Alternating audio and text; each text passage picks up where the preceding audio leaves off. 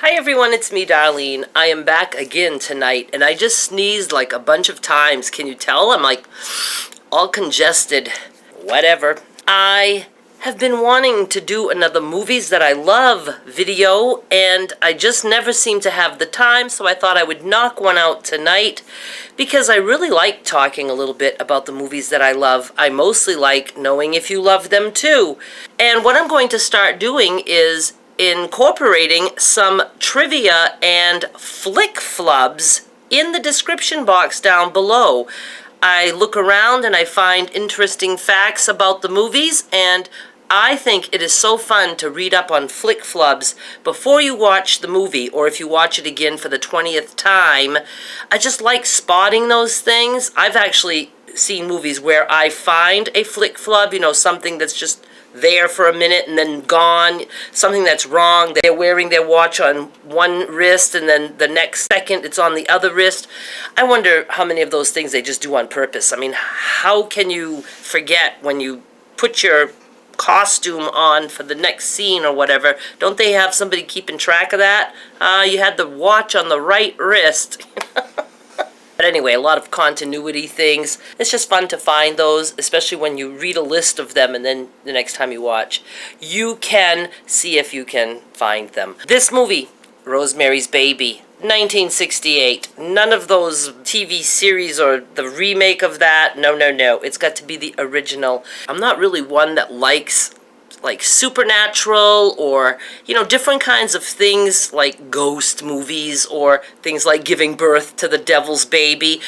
I like thrillers or suspense movies that could actually happen. So I guess my favorite would be suspense. It's something in real life that could really happen to someone. Someone's walking down the street and somebody comes out from behind a tree. Stuff that can really happen. The fact that I love Rosemary's Baby, though, is because I just absolutely love so many other things about that movie.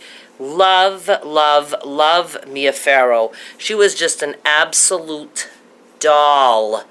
Back then, I still love her, but she was just so cute with that little pixie haircut, and I just love her. I've always loved her. I just think she seems really nice. And I love John Cassavetes. I love Ruth Gordon. Oh my goodness, she was the neighbor. Well, before I get into all this, let me tell you a little bit about the movie first. I do want to read you the storyline, in case you know nothing about this movie. Rosemary and Guy Woodhouse move into an apartment in an opulent but gothic building in Manhattan. Their landlord, Edward Hutchins, I didn't know he was the landlord, attempts to dissuade them from doing so. The building has an unsavory history. They discover that their neighbors are a very friendly elderly couple named Roman and Minnie Castevet, and Guy begins to spend a great deal of time with them. Strange things begin to happen.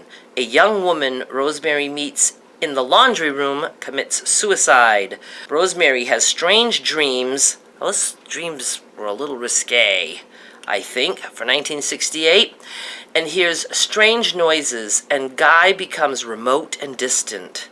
Then Rosemary falls pregnant. Falls pregnant? Oh, what happened? I fell pregnant. Then Rosemary falls pregnant and begins to suspect that her neighbors have special plans for her child. Director Roman Polanski. Now, many of you know him. He was married to Sharon Tate when she was killed, I think she was 9 months pregnant, 8 or 9 months, I think 9 months, and she was killed by the Manson family. I think you might have heard about that. And then, not long after that, he got convicted of statutory rape, raping a 13-year-old girl. I'm not even going to get into how I feel about all that, but he fled the country so he wouldn't have to go to prison, and I believe he's still doing his thing. The stars are Mia Farrow, John Cassavetes, Ruth Gordon, and some others. I'm looking at IMDb. You can go there too if you want to know more.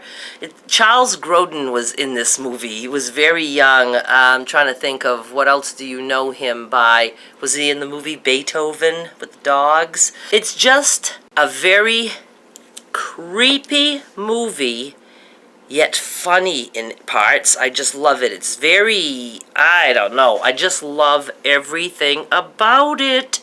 She's almost even creepy looking, you know, she just looks frail and pale, and her husband is like a kind of a nutcase, and the neighbors, I'm just Ruth Gordon, just love her. Anyway, I don't really want to give too much away in case you haven't seen it, you know, in case you've been living under a rock most of your life.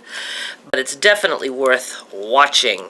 And now, I'm going to tell you a couple of things that you might not know. The creepy song.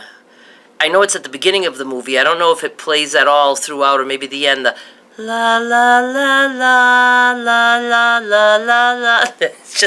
It's just a song saying la la la la. That's Mia Farrow singing that, if you call that singing. She's la la laing.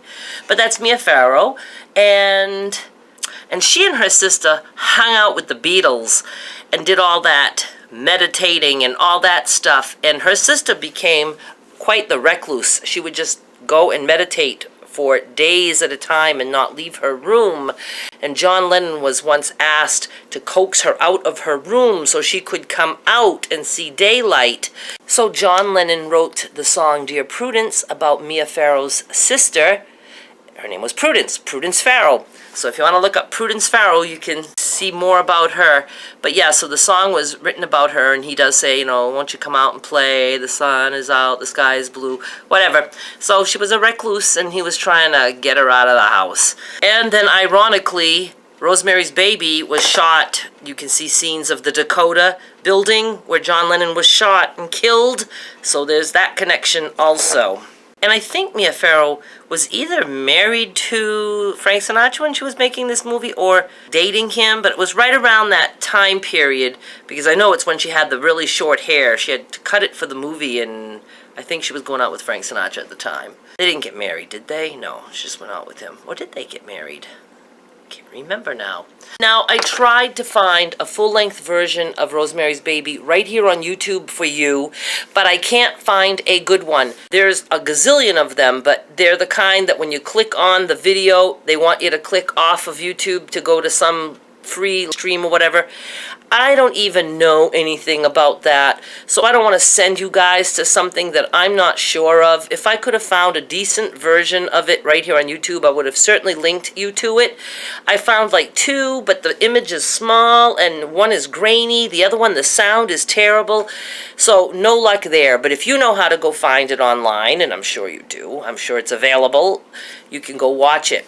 Then, or if you've already seen it enough times, one thing I am going to link down below is the making of Rosemary's Baby. I have to watch that again because I know I've seen it before, and it's exactly what it sounds like. You're just going to see what they went through to make this movie. You get to see Mia Farrow just doing ordinary things, and I love the behind the scenes, the making of, things like that. I love documentaries like that. So I will link down below to that. And like I said, I will have some flick flubs and stuff for you. You might find that interesting to go read through all those things. I'm supposed to remember some of them, but I can't exactly. But things about like vases being in the wrong place. Or one was like they're shooting and it's like daylight and it's just the same scene that's supposed to be a matter of minutes and it's suddenly dark out. And when we watch movies, we don't really notice that too much. We're so focused on the actors. So I hope if you haven't seen the making of, if you do like Rosemary's Baby, I think you'll enjoy that. Go check that out. And like I said, look at the description box down below. I don't know what else to say. Like I said, I don't like to give the movies away. I just am passionate about certain movies. This one just sticks with me because it was creepy, yet I found humor in it. So let me know if you've ever seen it and if it's one of your favorites or if you hated it, if you like Mia Farrow or you don't like Mia Farrow, and just leave comments down below. And I will be back with more soon. Bye! I am so tired, you guys. I don't know why I'm still up. Don't you feel bad for me? Don't you? Don't you? Feel bad enough that you will subscribe if you haven't yet? I can't stop yawning.